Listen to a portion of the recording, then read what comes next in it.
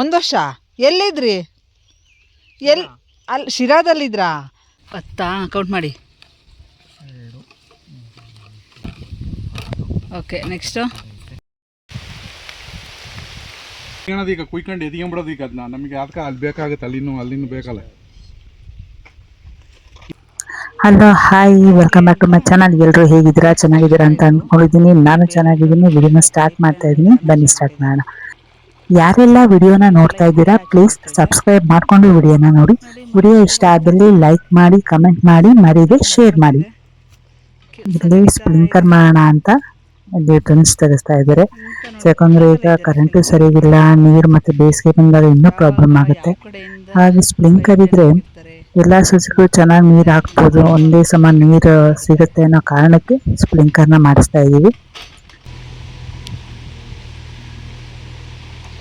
ಮಳೆ ಶುರು, ಗಾಡೀಲಿ ರೈನ್ ಕೋಟ್ ಇದೆ. ರೈನ್ ಕೋಟ್ ಎತ್ಕೊಳ್ಳೋ ವಾಸ್ತವನೇ ಶುರುವಾಯಿತು ಮಳೆ.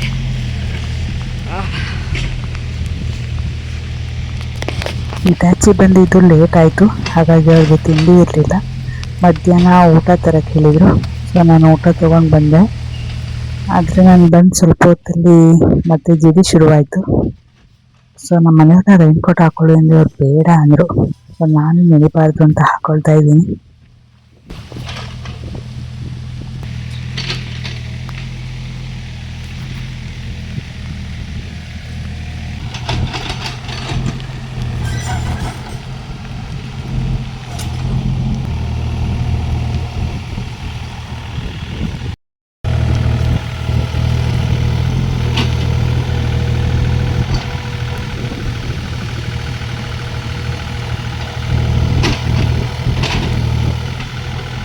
ನಾನು ರೈನ್ ಕೋಟ್ ಹಾಕ್ಕೊಂಡೆ ಅಂತನೇನೋ ಮಳೆ ಸೊನ್ನೆ ಎಲ್ಲ ಕಡಿಮೆ.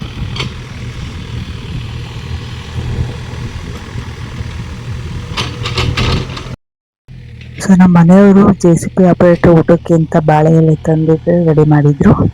ಸೊ ನಾವು ಅವ್ರನ್ನ ಕರಿತಿದ್ವಿ, ಬಾರಪ್ಪ ಊಟ ಮಾಡೋ, ಇನ್ನು ಮತ್ತೆ ಮಳೆ ಬಂದರೆ ಊಟ ಮಾಡೋಕ್ಕಾಗಲ್ಲ ಅಂತ. ನಾನು ಸ್ವಲ್ಪ ಮುಗಿಸ್ತೀನಿ ಅಕ್ಕ ಅಂತ ಮಾಡ್ತಾನೆ ಇದ್ದವು ಪಾಪ ಕೆಲಸನ. ತುಂಬ ಕ್ಲೀನಾಗಿ ಮಾಡಿಕೊಟ್ಟ ಅವನು. ಕೆಲವರು ನಾವು ಹೇಳೋದೊಂದು ಅವ್ರು ಮಾಡೋದೊಂದು ಈ ಥರ ಆಗುತ್ತೆ. ಬಟ್ ಈ ಹುಡುಗ ಮಾತ್ರ ನಾವು ಹೆಂಗೆ ಹೇಳ್ತೀವೋ ಹಾಗೆ ಕ್ಲೀನಾಗಿ ನಮಗೆ ಬೆಳೆಸ್ಕೊಂಡಿನೇ ತೆಗೆದುಕೊಟ್ಟ. ನಿಂತೆ ಹೋಯ್ತು ಸೋನೆ. ನೋಡಿ, ಕೆಲಸ ಮಾಡೋ ಆಪ್ರೇಟ್ರು ಜಾರ್ಖಂಡ್ನವರಂತೆ.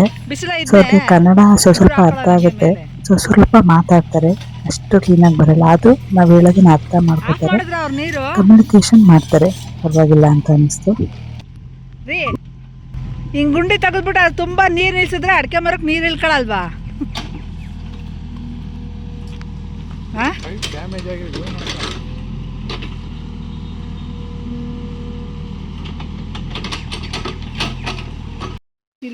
ನೋಡಿ, ಮತ್ತೆ ಮಳೆ ಶುರುವಾಯಿತು. ಸ್ವಲ್ಪ ಜೋರಾಗಿ ಬರ್ತಿದೆ. ಸೊ ನಾನು ರೈನ್ ಕೋಟನ್ನು ತೆಗೆದ್ಬಿಟ್ಟು ಹಂಗೆ ಇಬ್ಬರು ಸೇರಿಸಿ ತಲೆ ಮೇಲೆ ಹಾಕ್ಕೊಂಡು ನಿಂತ್ಕೊಂಡ್ವಿ, ನೆನೆಬಾರ್ದು. ಆಪ್ರೇಟರ್ ಏನು ಮಾಡಿದ್ರು, ಅಲ್ಲಿ ವ್ಯಾನ್ ನಿಂತಿತ್ತಲ್ಲ, ಆ ವ್ಯಾನಲ್ಲಿ ಹೋಗ್ಬಿಟ್ಟು ಹತ್ಕೋತಿದ್ದಾರೆ. ಸೊ ನಮ್ಮ ಮನೆಯವ್ರು ನೋಡಿ, ಚಪ್ಪಲಿ ತೂತಾಗಿದೆ. ಹೊಸ ಚಪ್ಪಲಿ ಗಾಡಿದಿದ್ರು, ಅದನ್ನ ಹಾಕೊಳ್ಳೋದಕ್ಕೆ ಮರ್ತೋಗಿದ್ದಾರೆ. ಎಂಥ ಮರವು ಅಂದರೆ ಜಾಣ ಮರವು, ತಂದಿರೋದೇ ಮರ್ತುಬಿಟ್ಟಿದಾರಂತೆ.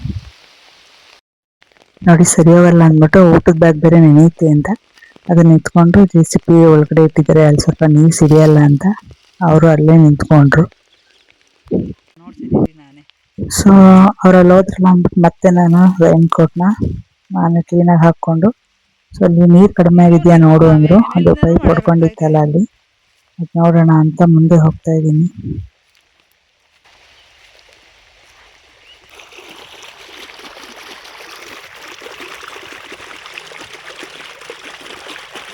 ಸ್ವಲ್ಪ ಕಡಿಮೆ ಆಗಿದ್ದಾವೆ, ಫೋರ್ಸ್ ಸ್ವಲ್ಪ ಕಡಿಮೆ ಆಗಿದೆ.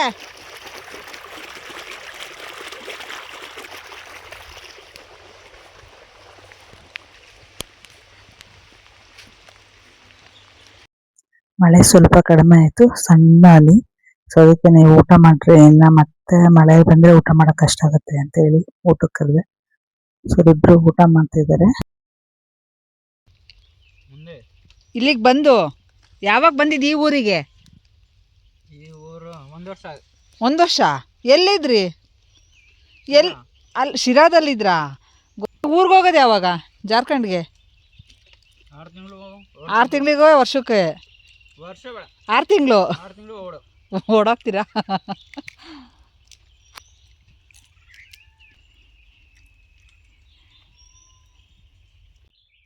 ಅವ್ರಿಬ್ರದ್ದು ಊಟ ಆಯಿತು. ಸೊ ಅದಾದಮೇಲೆ ನಾನು ಮನೆಗೆ ಹೊರಟೆ. ಅವಾಗ ನಾನು ಮತ್ತೆ ಇನ್ನೊಂದು ತೋಟದ ಹತ್ರ ಹೋಗಿ ಸ್ವಲ್ಪ ಪೈಪ್ ಚೇಂಜ್ ಮಾಡಿ ಹೋಗು ಅಂತ ಹೇಳಿದ್ರು. ಹಾಗಾಗಿ ನೋಡಿ ಇನ್ನೊಂದು ತೋಟದ ಹತ್ರ ಬಂದಿದ್ದೀನಿ. ಈ ಪೈಪ್ ಚೇಂಜ್ ಮಾಡಿಕೊಂಡು ಇನ್ನು ಮನೆಗೆ ಹೊರಡ್ತೀನಿ. ಇಲ್ಲಿ ಹೋಗ್ತಿದೆ ನೋಡಿ. ಇವಾಗ ಇದನ್ನು ತೆಗಿಬೇಕು. ಎಲ್ಲಿ ಅಂದರೆ ಇಲ್ಲಿ ಜಾಯಿಂಟ್ ಇದೆಯಲ್ಲ, ಇಲ್ಲಿ ತೆಗಿಯೋಣ.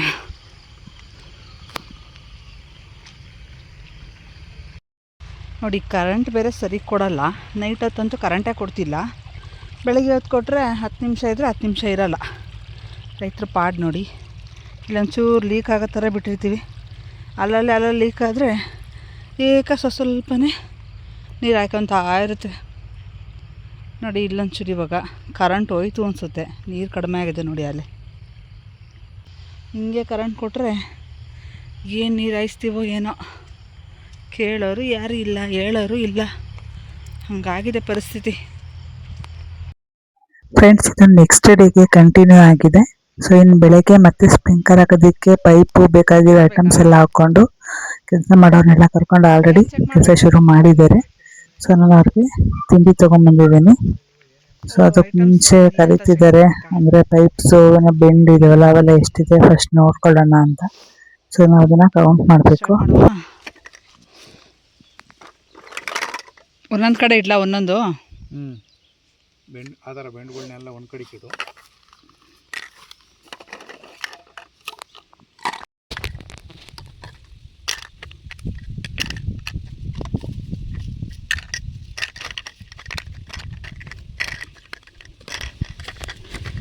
ಯಾವ್ದು ಎಷ್ಟೆಷ್ಟಿದೆ ಅಂತ ಕೌಂಟ್ ಮಾಡ್ತಾಯಿದ್ದೀವಿ ಸುರ್ಕೊಂಡು. ಲೆಕ್ಕ ತಪ್ಪಾರ್ದಲ್ವಾ? ಎಲ್ಲ ಒಂದು ಕಡೆ ಫಸ್ಟ್ ಡಿವೈಡ್ ಮಾಡ್ಕೊಂಬಿಟ್ರೆ ಆಮೇಲೆ ಯಾವ್ಯಾವ್ದು ಎಷ್ಟೆಷ್ಟಿದೆ ಅಂತ ಕೌಂಟ್. ಇದು ದೊಡ್ಡದು 2, ಇದೊಂದು ಐತೆ, ಇವು 2 ಇದ್ದಾವೆ. 2 ಇವು? ನೋಡಿ ಈಗ ಕೌಂಟ್ ಮಾಡಿ ಇವೆಂಟ್ಲಾ.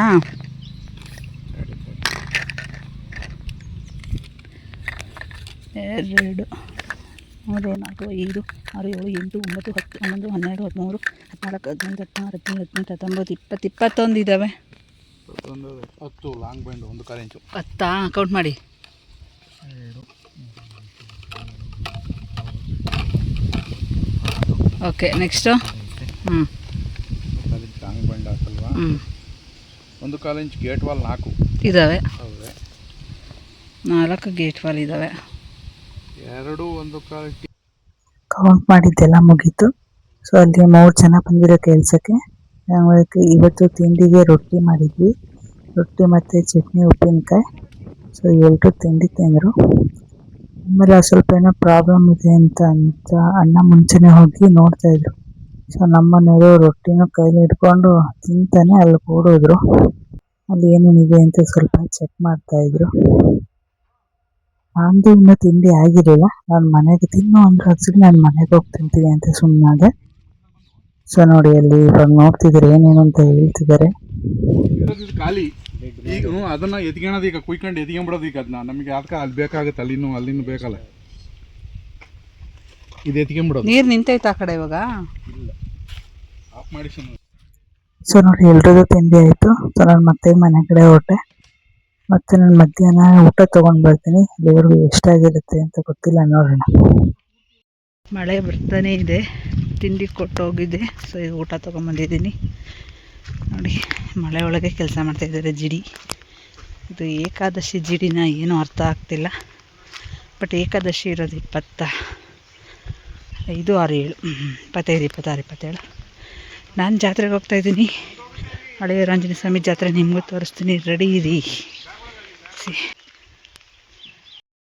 ಎಲ್ಲ ಕಿತ್ತು ಬೆಂಡು ಅದು ಇದು.